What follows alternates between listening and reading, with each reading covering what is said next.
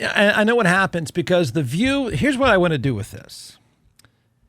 The view of the Houston Texans, the way you see them, the way other people see them is so different, right? Because the comparison is going to be the Dallas Cowboys.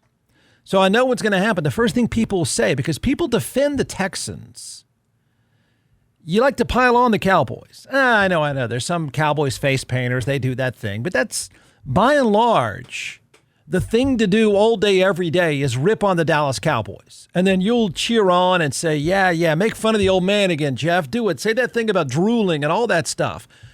But I've found over time, not that they're conversation worthy very often, but do you agree with this? That you find people either, one, ignore the Texans altogether, or two, if you rip them for any reason, people get pretty defensive. So I'm going to cover myself when you say, oh, come on, Jeff, don't pick on the Texans. Stop it. Stop. It's their time. In fact, the Texans are far more worthy of conversation, far more, than the Dallas Cowboys. If you make a list of teams that are worthy of conversation in the NFL, the Texans need to be up there. So look at it this way. If the bigger point is brands and window of opportunity, then let's have at it. Because the Cowboys might be a big, cheesy, dramatic brand, but their window is slammed shut. The Texans' window is as open as it's ever been. It's as open as any team in the AFC. It's that time now, everyone. It's that time to start saying the pressure's on you. You make a list of the teams and organizations under the most pressure in the NFL. The Texans will not make any list by anybody, frankly, at any point. They never come up. They don't make any lists. And the question would be, why not? When does the Texans organization, when does the talk show space start to put some pressure on them, start to discuss them in a way that is about pressure? Because the oxygen in this state, as we all know, and it's sucked up by a guy that doesn't have that much oxygen, really. He's 110 years old and he runs the Dallas Cowboys, but the Cowboys suck up all of the oxygen. They're a circus, so they suck up all the oxygen. But maybe it's time to squeeze the talented Texans. I'll do it because it's that time. It's that time. The Cowboys are at best a 500 team. They don't matter. Other than the drama, they don't matter. You make lists, you probably should put the Texans on there. The teams under the most pressure in the NFL, I mean, I would argue, and this is going to sound weird, but the teams right now, as this whole setup is now starting to take shape, the schedules are out, blah, blah, blah, the draft picks are in. You know, my theory, teams have a 3-year window. You're lucky if you can keep it at 4, but usually at best you got a 3. You built your franchise around 3-year windows. That's where the Texans are. That's what they've built. They've done everything right in the front office. The teams under the most pressure in the NFL are the Vikings, number 1, even though that sounds silly. The reason why, I think, is because they decided to roll the dice with a really good team in a rookie quarterback. I don't know of any team that lets a 14-win team allow its quarterback to walk out the door. The Vikings did that with Sam Darnold. They told Aaron Rodgers to get lost. You're crazy. We don't want you. They're betting the house on a guy that's played one half of one preseason game, J.J. McCarthy. The other teams that should be under the most pressure, that fit in that window that I'm talking about, the other teams are, in no order, I guess, would be Baltimore. This is it. Everybody knows it. Most of you would agree with it. They know it. They would agree with it.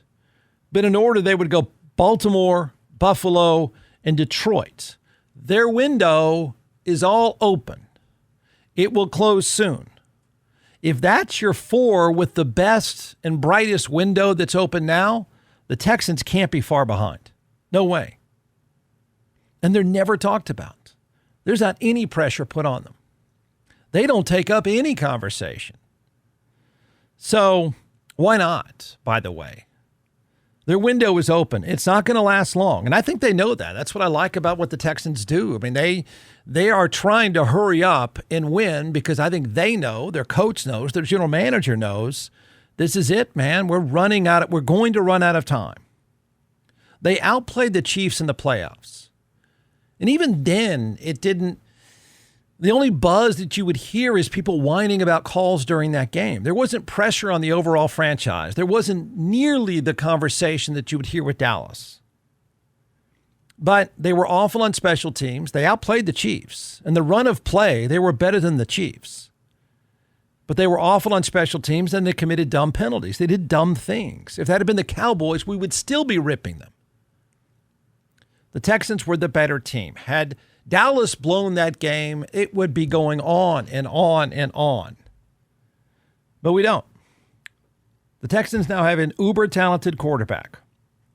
They have a ridiculously good defense.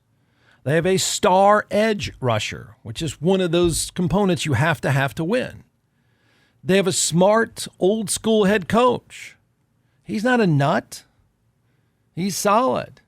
They have a really good back in Joe Mixon. They have a talented tight end.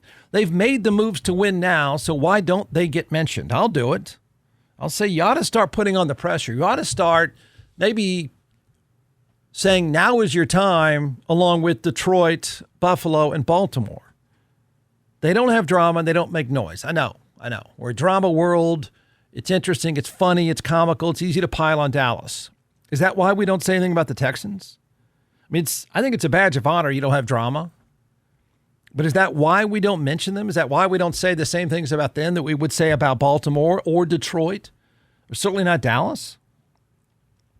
A mediocre Dallas team goes 500. You watch. This is how it's going to play out. I'll do it too. Mediocre Dallas team goes 500, and we are ripping them to shreds. Flipping out. We say nothing about the Texans draft. We say virtually nothing about the Texans in general, but we brag about what Dallas did. So the Texans, here goes. Put it away. That's fine. But let's just see how often this is picked up, how often people mention this, certainly in the context measuring it against Dallas. The Texans should be among the Final Four in the AFC. That's not an outrageous hot take. Their roster is good enough to be among the Final Four in the AFC. An argument can be made, and I think I might do it. An argument can be made they should be among the Final Four, period. Period. They're not player for player, coach for coach. They're not that far behind Baltimore, Buffalo, Detroit. They're not. So it's their time. Their window is open now, and it's not going to be there much longer. So the moves have been made to win right now. Unlike what Dallas does, which is talked about all the time, the Texans do everything to go fast. Their entire organization is about win now. They never get mentioned. And if you say Baltimore and Buffalo have to win and have to go to a Super Bowl now, which we do, they do, everybody knows it, then the next team that should be mentioned, the next two teams that should be mentioned, it's weird because, they're most of your life, they've been irrelevant, and I guess that's part of why the conversation never starts. But Detroit and Houston, it's their time. We can say all we want, and that's fine about Baltimore and Detroit. Baltimore and Buffalo, but the Texans and the Lions are that same. They're not far off. It's their time, too. It's just they've been irrelevant for most of our lives. Just think about that sometime, how the more the noise is made, the less the Texans are talked about. And you could argue, I guess, I don't see them that far off. There's no reason for them to be that far off. And the upside is, for the people that are Texans fans, and they're pretty meh about things, your organization is doing everything right. Detroit's doing everything right to win now. Buffalo is doing everything right to win it all now. Same with Baltimore. The Texans act just like they do. They should be in that conversation. They're not. And I have no idea when they will be. But they're right there. The window is open, and then it will close. And then we will forget about them altogether. But if you want to put pressure on people and you want to talk about organizations under pressure, head coaches under pressure, quarterbacks under pressure, The Texans deserve it just as much as anyone. That's a good thing. That's a good thing.